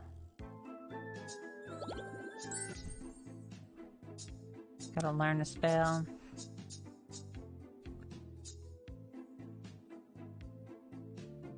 I think this is gonna be the one I'll learn. I kinda wanna learn Fireball. I feel like we're gonna need Fireball. Learn the spells. Fade, Nightshade, the stress, the worried. I've been wondering, Faye. What? Well. Setting aside this Halloween exam's monomania, isn't there a spell that you would actually like to learn? A spell that I like to learn? Yes. A spell that I would like to... I thought it might be less stressful for you to learn. A spell you've always wanted to learn. Like... Such as a spell to make every matchmaking party I have a huge success? No. Anyway, you don't need a spell to manage that. A tinge of pink tickles my cheeks. Thanks, Zero. I'm by far, without a shadow of a doubt, the most amazing matchmaker in Jewelry High, aren't I? Wait. That wasn't a... Wait. That sort of was a compliment, wasn't it? Ugh. Love, love, love. Makes the whole world go round, round, round. You know. Let me put it this way. Suppose everyone you know has already found happiness and true love, and there isn't anyone left to matchmake with anyone else anymore. Right. I'm trying to get there. You mustn't rush for me. Hey! That's not what I meant. Keep calm, Zero. Breathe in, breathe out. I slowly move my arms up and down in alignment with my breath, my breathing for Zero to see. His brow twitches slightly at the sight. That means... What I wish to say is, given the situation I described just now, wouldn't there be a spell you would be interested in learning? Like... When I was little, do you remember the fantasy stories we would read together? I do. I also recall you were a lot less insufferable back then. Yes. I loved the tales of powerful mages who could call lightning down from the sky, cleave mountains apart, and hurl fiery infernos. Yeah. I used to daydream about how cool it would be if there were a mage like that, battling the forces of evil with awesome spells. Yes. Summoning lightning and cleaving mountains are little events at this stage. Sorry, guys. But how would you like to learn how to throw fireballs? Oh! You mean I can? Yes. I do. It's one of the most basic spells there is, and even chronically truant witches like you should be able to get the hang of it in no time. Amazing! Awesome. Teach me, Zero. All right. Prepare yourself, Faye. I want to teach you how to cast Fireball. Fireball! As the area between my palm grows warm, a small little spear of flames flickers to life. Wow! Fire! I made fire. Mm-hmm. You should have been able to cast this 10 months ago. Well, it's better late than never, I suppose. Zero! Zero, follow me. Huh? Where are you going? I dash down the stairs to the kitchen, with Zero trailing the air noiselessly behind me. Fireball! I toss the fireball onto the stovetop, which starts burning. I grab a pan, smear some butter on it, surface crack 2 eggs on it. I see. I hold the pan over the stone, soon the eggs are crackling and a savory smell fills the air. Fireball fried eggs. Yes. Quite. Fireball, while primarily used as combat magic, is a favorite of mages who arrange their barbecue on a day with damp weather. Next, I fill a kettle with water and throw in a satchel of tea leaves. Right! Gonna make Fireball bowl tea too. Well done.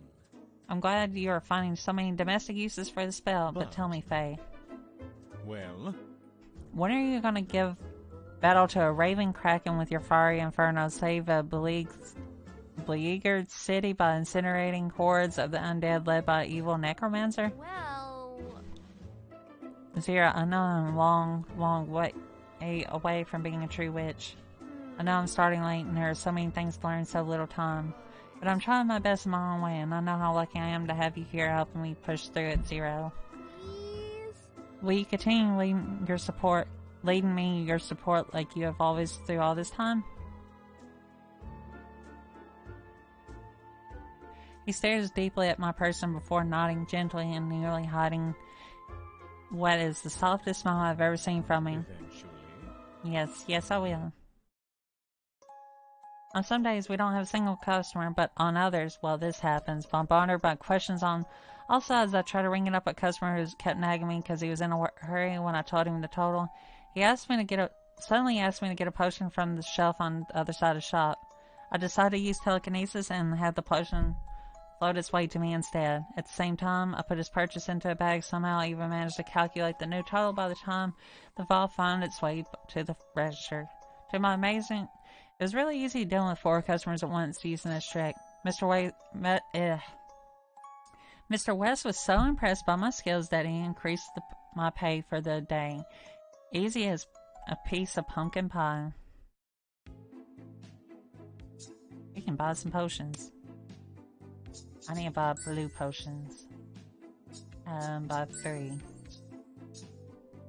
I want to buy some red potions. Can I buy 3? Alright. So we got like 8.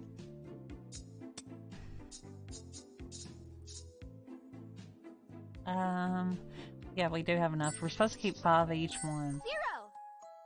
Look at these geese. Off they go for winter vacation. Above us, a flock of wild geese are winging southward. The pattern of their flight moves light and gracefully against the deep twilight.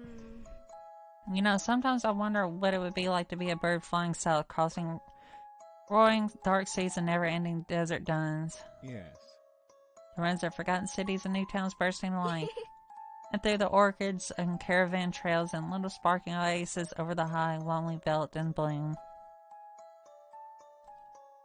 Azira and I are silent for a moment as we contemplate how wonderful the bird's annual pilgrimage must be. Unfortunately. Sadly, I do not know any spells that turn you into a wild goose, but... Well? Do you want to know how it feels to be airborne? Can you teach me? No. I can teach you a spell that allows you to hover. You won't grow wings or dance in the sky or feel the shouting wind sweeping against your face. But hover will let you slip through surely bonds of the earth for a time. 0. Alright. Prepare yourself, Faye. I'm going to teach you how to cast hover. Hover. Some dull and heavy force which I hadn't realized was dragging me down all this time begins to fray. My shoulders feel light as though I had slipped off a bag full of stones. 0. My feet there Yes. no longer touch the ground. Yes, we have lift off. Don't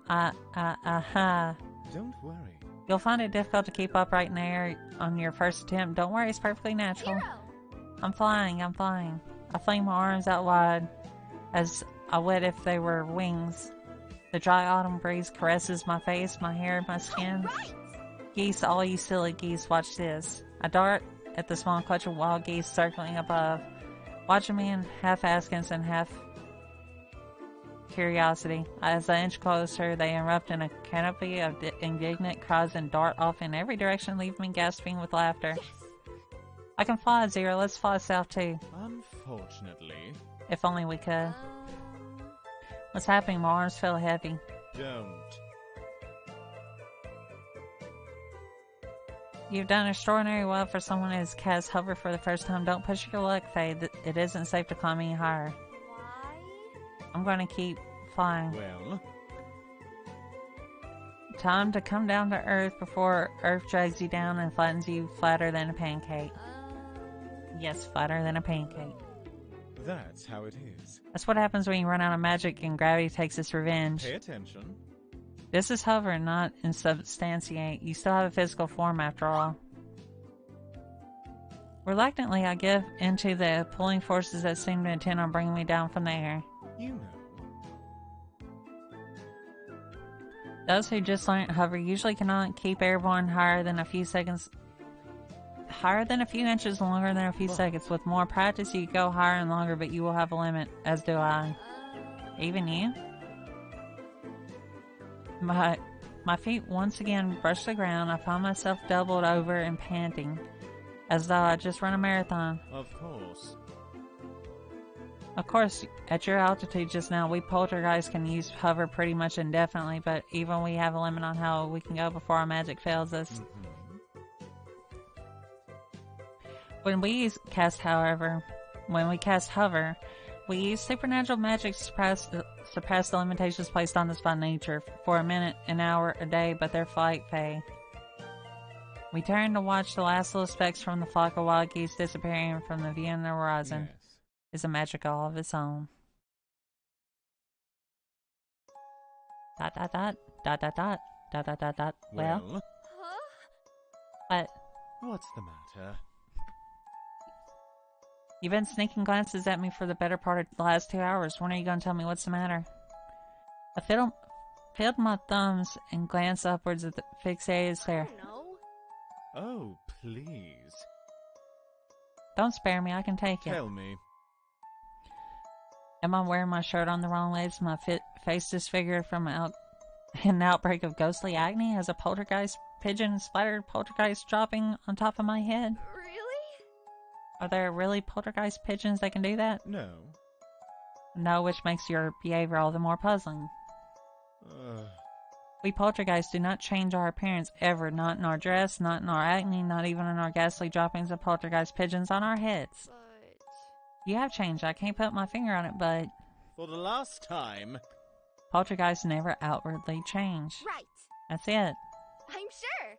You've inwardly changed. I'm sure of it. I thought this since our last... No, I thought this for some time now. Maybe longer than I knew. Like... I thought you feel different from how you used to be. Remember? You can't feel me, remember?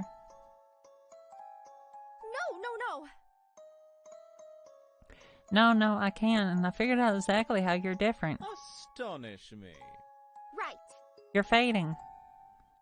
His eyebrows rise, then sequentially fall, and then the bright red shine in his eyes that always radiates so profusely dims. I'm fading. Yes. It's so gradual day by day that I never noticed it happening right in front of my very eyes, but Zero, you're not as sharply defined as you were when we first met, or even a year ago. Zero. What's going on? Talk to me. Remember? Do you know how poltergeists come into existence? Of course. Let's see, a human dies somewhere, right? Then, You know. oh. Poltergeists come into existence when a person dies within an unresolved matter near and dear to their heart. That means... We cannot bear to leave this world, having left undone which we ought to have done. Oh. I try to rack my mind around what he just told me, and my overworked brain from all this potion cramming begins to fry. Zero watches my struggling sighs before signaling me to pay attention as he continues his explanation. I've met malevolent poltergeists who were murdered and trying to take haunting on the house of their death, tormenting those who try to live there. And I met I cannot pronounce that word, I should be able to, benevolent, there we go, poltergeists who left a debt unpaid and in repentance tried to help the living. But what we all have in common is when the unresolved matter is resolved, we move on. Move on. Yes. Poltergeists aren't natural, and in nature's grand scheme of life and death, there's no place for us. That means... We're all tied to this world by the unresolved matter of our hearts cling to. When that disappears, though, we must. Zero. Must we? If you don't mind me asking, what does your heart cling to? I've forgotten. Huh? That's right. Some poltergeists resolve their problem dramatically, like hunting down their murderer or helping the child of a friend they once let down. But... most of us, the resolution comes in due time as time heals all wounds. Essentially, you end up forgetting what bounds us here. I'm surprised it's kept me around for so long. I suppose I must be forgetting everything at last. A wave of emotion rushes my face, and it's taken every ounce of control to not fling myself at my childhood friend upon learning the truth. Oh, now? You're not about to cry, are you? No. Oh, it's kind of sad. I Always hate to see you cry, Faye. But... You're saying you'll disappear. no way. Like... Because you're a ghost, I thought you would always be here with me, with all of us. You know. Nothing lasts forever, not even poltergeist. All things must come to an end. Is there anything I can do to stop you from disappearing? Anything at all? Oops, sorry. No. I don't think so, unless you can make me remember the reason why I had to become a poltergeist in the first place. But that's impossible, realistically speaking. No one knows my birth name or who I was or when I died. Nothing remains of all of that except maybe a faint ache in my chest, and even that is fading. As Zero speaks of a faint ache in his chest, I can feel a strong one brewing within mine. Zero.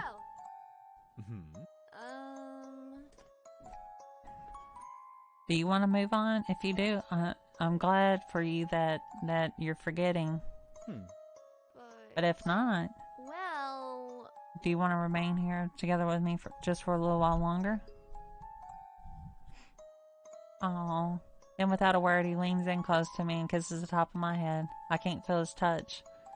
There's only a chilling sensation that causes my skin to tingle and make tears form in my eye. I blink to force them down. There were no words spoken for the rest of our evening, held in each other's company, but I never felt more heard. That's sad. That's really sad, guys. No, I don't want to make potions. I guess I'll learn the, Zero. I'm melting. Yes. Help me. Save me, Zero, before I dissolve into an inky puddle of sweat.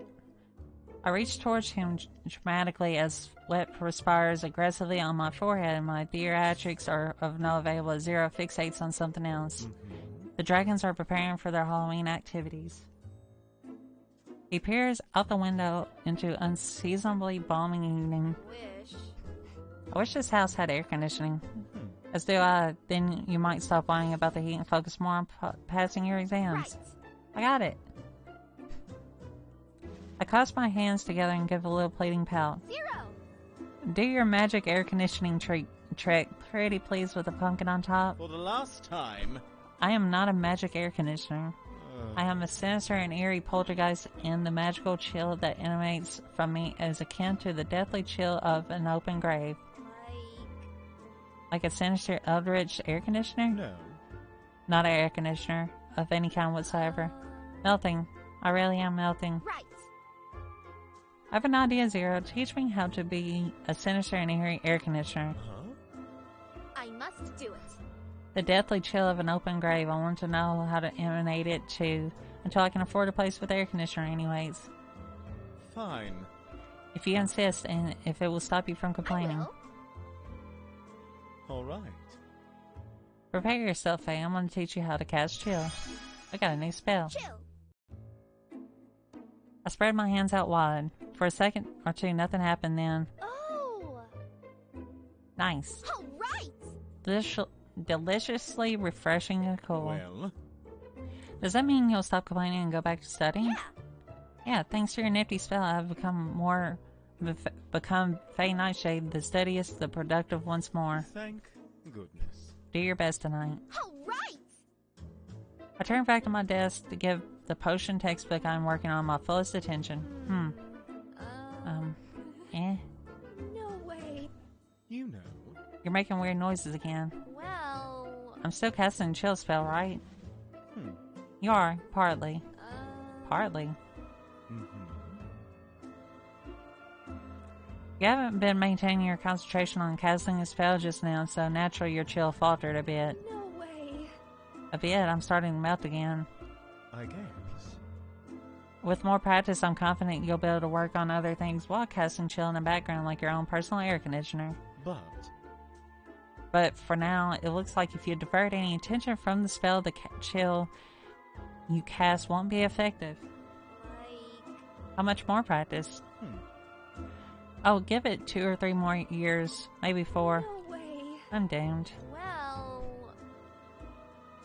Oh well, since I won't be able to study tonight anyway, I might as well just focus on casting chill and enjoy the delicious cool air. I knew it. I knew this would be the case from the start. My sinister, eerie air conditioner. Zero sighs and spreads his hands. Instantly, the room becomes a degree Celsius or 2 cooler. Well. Can you study now? Thank you. Thanks, Zero. You're the best. Stop it. I'm only doing it. I'm not doing it for you. It's only because there isn't any other way to get you to study, and your position is quite desperate enough as it is. It's still doing it for me, though. Go away! It's only because I don't want to be known for being friends with a witch that can't pass her Halloween exams. Stop. Pipe down and go back to studying. And so we spent another tiring but productive night in preparing me for the upcoming exams. We need to make potions because I think we're supposed to have 5.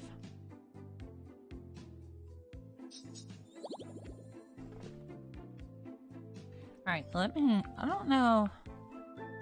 Let me see, which is...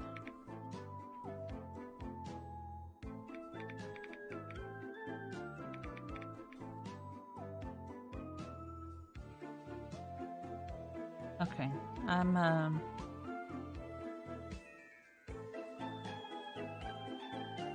okay, here's the ending here.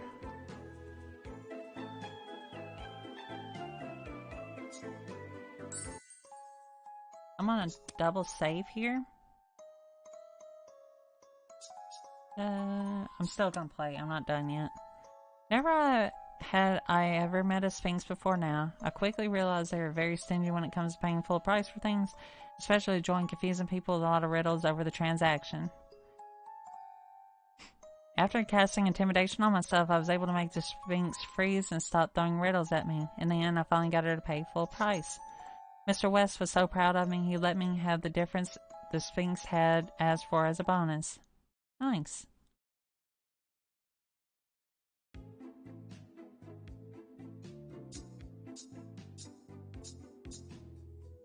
October 30th. Which is the exam day? I don't even remember.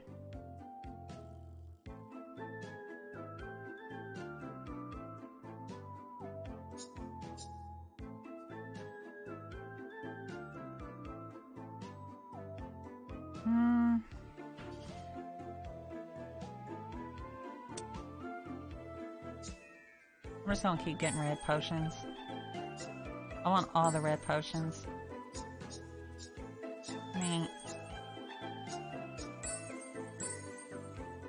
Oh, I'm sorry.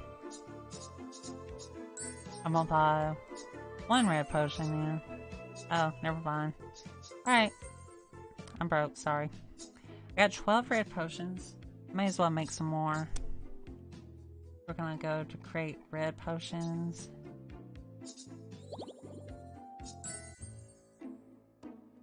Finally, the hour of truth is here. Uh-oh. I don't have enough potions.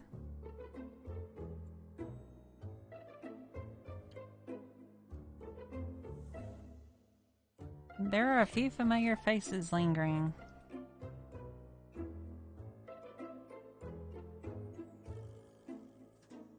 A few others are nervously asking their crushes to the festivities after exams. Always a good sight to see.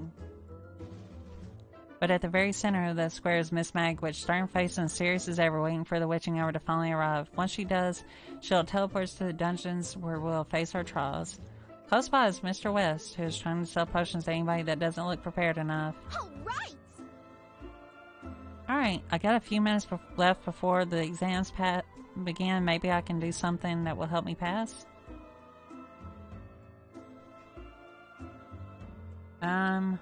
We're gonna talk to Miss Magwitch, get some free potions.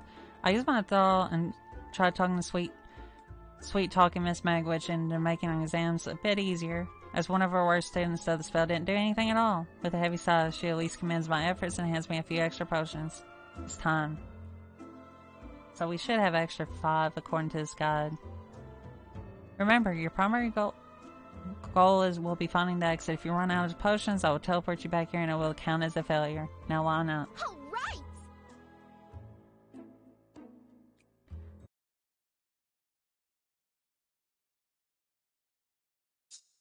I'm gonna hang out with Carmilla. Afterwards, I'll go search for Carmilla. After all, there's something I've been wondering about.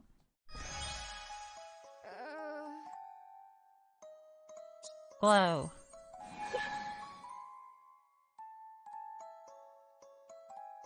Alright! Let's see. The door looks tightly shut and the lever next to it looks broke. I'm guessing we have to click the lever?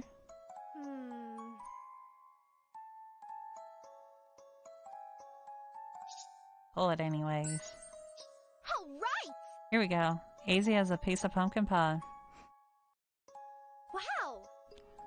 Well, this room is much bigger. Let's see, there's something to be in a deep pit over there. I'm not sure if I can jump over it. And over there is a door, but these big rocks block the way. Wow! Oh, I cannot do that.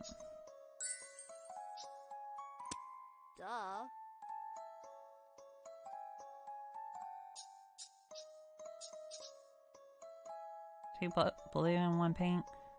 Alright, so we're gonna try hover. Actually, you know what? I'm gonna save right here just in case. I think hover would probably be best. Hover.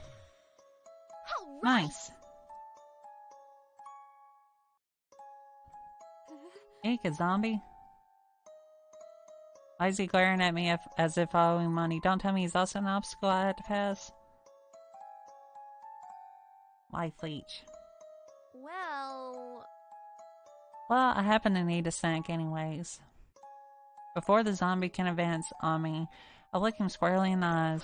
Life leech. Within seconds, he grumbles and falls unconscious. That was easy.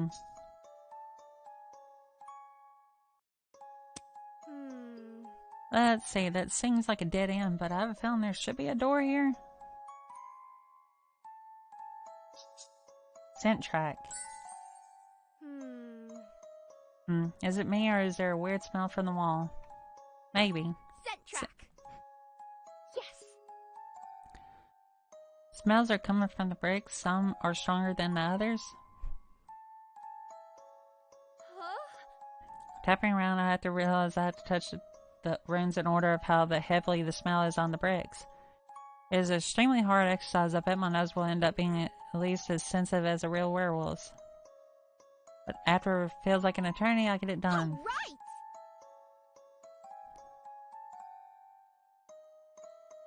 Is that a reaper?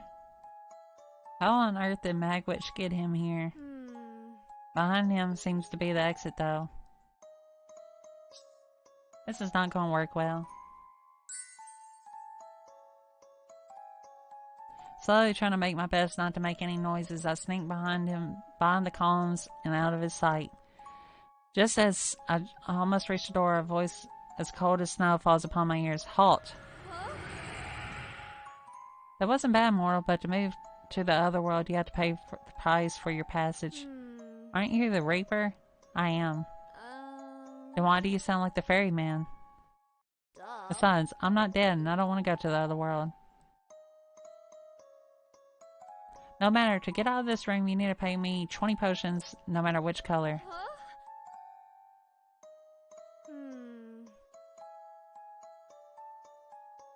Very hesitantly, I hand over a big batch of hard-earned potions. Likely, he lets me pass after that without a hitch. I passed them! Yay! Carmilla! Carmilla. I burst into the human shop with reckless abandon, waving my hands enthusiastically in the air. Wow! Da-dee-da-da-da-dee. I passed my exams, I did it. I want to be a real witch and not tragically expelled. I thought she was at the register, but the moment I mention passing, all I catch is a glimpse of Carmilla's cape fluttering as she rushes towards me and takes my hands in hers. Congratulations! I'm impressed. You've impressed me. I've honestly had no faith that you would pass the Magwitch's devilish exams with only a week's worth of studying, and yet here you are. What do you mean you had no faith? Right. I was under the tutelage of the beautiful and the one and only Countess Carmilla. How could I fail with such a brilliant mentor? Carmilla's face flushes and she sinks into the collar of her cape. Really, she makes it too easy. Then it's most fortunate that I took you under my wing, isn't it? I give both of her hands a squeeze, and she shyly peers at me in response. If I hadn't seen her in action, I don't think I'd ever believe she was any sort of hunter in the slightest. Which reminds me, actually. Well... Hey, Carmilla. Do you remember our conversation from the other day where you outsmarted the vampire hunters? Her face falls a little and she lifts her head to fully face me. Guess that answers that. Wow. How did you do it? It's been driving me nuts. Well... I suppose you do deserve a little reward. Anyway...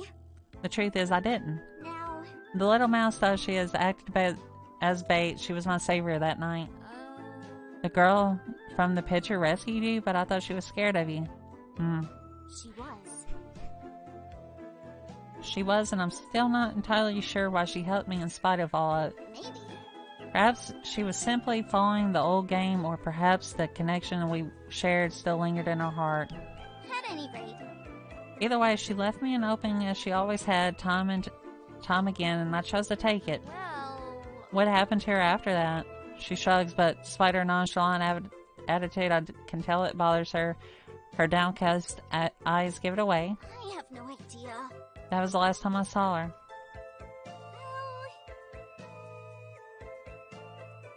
And from what I gather, she died and was buried somewhere in Slovenia, but that was decades ago. My hands tensed up, pressed mine against hers. Do you want to see her again? Of course. Of course, I intended to apologize properly upon our next meeting, but I never got the chance. I was foolish to. I feel her grip slacken in mine, as though she'll drift apart on the moment I let go, but I have no intention of letting that happen. Well... What's stopping you? Right. You got like 3 raises and a bonus for Mr. West this week alone, and we've been working in the human shop long enough. We should be able to afford the trip, right? Pardon? We. Yeah. I'm not going to just let you take a vacation by yourself, you know. And I always wonder what it would be like to travel across Europe. Oh. And there's a city of love in France too, isn't there? That settles it. I'm going. Despite my effort, Carmilla presses her lips together in uncertainty. My dear little witch. You are truly quite shameless at times, my darling, though I suppose that's just one of your many charms. But... When I visit the grave, won't you be bored? Well... Yeah. I need to meet my rival eventually, don't I? Huh? Your rival.